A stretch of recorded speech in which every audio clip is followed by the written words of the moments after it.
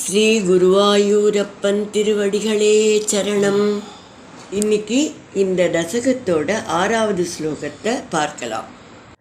முதல்ல வார்த்தைகளை பிரித்து சொல்லலாம், பிறகு ஒவ்வொரு வரியும் சேர்த்து சொல்லலாம்.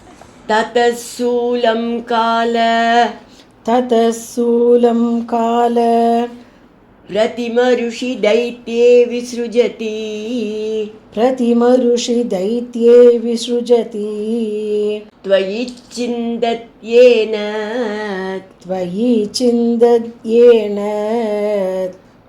கரகலித சக்ர பிரகரணாத் கரகலித சக்ர பிரகரணாத் சமாருஷ்டோ முஷ்ட்யா சமாருஷ்டோ முஷ்ட்யா சகலு விதுதம் ஸ்த்வாம் சமதனோத் சகலு விதுதம் ஸ்வாம் சமதனோத் கலன்மாயே மாயாஹ கலன்மாயே மாயாஹ த்வயி கில ஜகன்மோகனகரீஹி त्वयि किल जगन्मोहनकरीः ततःशूलं काल प्रतिमरुषि दैत्ये विसृजति ततःशूलं काल प्रतिमरुषि दैत्ये विसृजति त्वयि चिन्दत्येन करकलितचक्रप्रहरणात् त्वयि चिन्दत्येन करकलितचक्रप्रहरणात् समारुष्टो मुष्ट्या सकलु विदुतं स्त्वां समतनोत् समारुष्टो मुष्ट्या सकलु विदुदं स्वां समतनोत् गलन्माये मायाः त्वयि किल जगन्मोहनकरीः गलन्माये मायाः त्वयि किल जगन्मोहनकरीः. இப்போ நாம் இந்த ஸ்லோகத்தோட வார்த்தைகளை பிரித்து அர்த்தங்களை பார்க்கலாம்.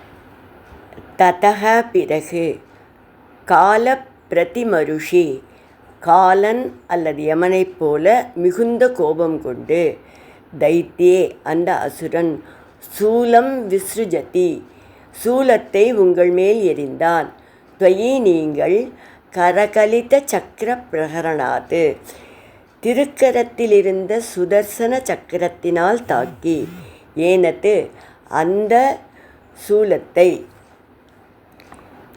சிந்ததி முறித்துவிட்டீர்கள், சக சமாருஷ்டக அந்த அசுரன் மேலும் கோபம் கொண்டு, முஷ்டியா கலு கைமுட்டியால், துவாம் விதுதன் உங்களை தாக்கினான், மேலும் கலத் மாயே துவயி மாயே கடந்த உங்களிடத்திலேயே, ஜெகன்மோகனகரி உலகையெல்லாம் மயக்கக்கூடிய, மாயாகா மாயை போர்முறைகளை, சமதனோத்கில மிக அதிகமாக பயன்படுத்தினான் இல்லையா.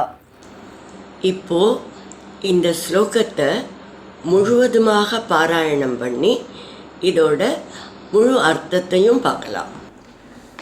ததசூலம் கால பிரதிமருஷி தைத்யே விஸ்ருஜதி த்வயி சிந்தத்யேன கரகலித சக்கர பிரகரணாத் சமாருஷ்டோ முஷ்ட்யா சகலு விதுதம் ஸ்த்வாம் சமதனோத் கலன்மாயே மாயாஹ த்வயி கில ஜகன்மோகனகரீஹி. போர் தொடர்கிறது. பகவான் சக்கராயுதத்தை ஏந்திக்கொண்டு ஜாஜ்வல்யமாக நிற்கிறார்.